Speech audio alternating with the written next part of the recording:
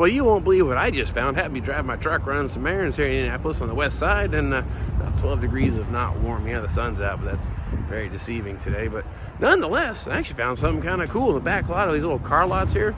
The fenced-in, not for sale section typically happened to be a little bird that caught my eye. Yes, it's a Trans Am or a Firebird. It has to be, or I wouldn't probably be messing with it. But it had to be kind of a special one, I believe. So let's go check this thing out. Now, up here's what we have back here in the old back lot is, if you look carefully, 1980 Turbo Trans Am. You know, possibly even a pace car edition. I'm not quite sure, but let's get a little closer and see what we can find out. Now, let's see, our first impressions looking pretty good, actually. Body panels looked all be intact, glass is intact, all the pieces are here. So we'll see if we get this hood open. Hold on a second.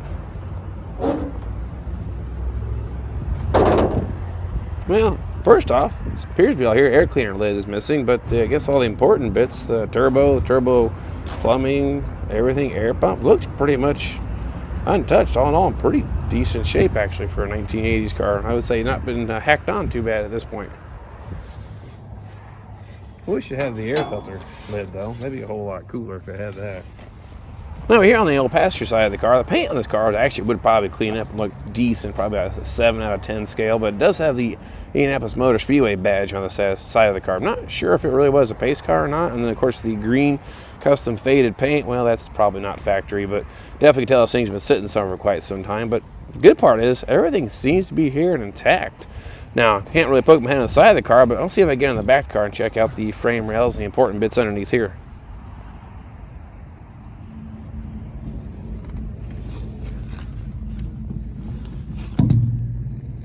It's actually pretty clean under here.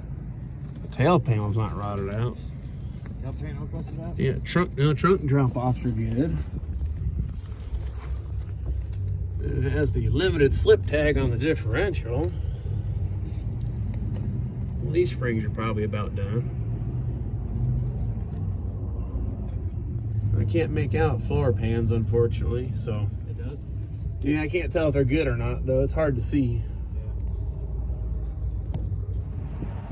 Now, at least on the inside of the car, it looks relatively complete. Now, evidently it has some water leakage, but the dash is not cracked. Interior actually would clean up probably relatively good. There's your not for sale sign. And of course, it says 62,000 miles on it, so that's kind of cool too. Headliner's starting to fall down just a bit, but the seats aren't torn. They might clean up. And of course, we've got the swimming pool option going on the back of the rear floorboard. But all in all, pretty nice.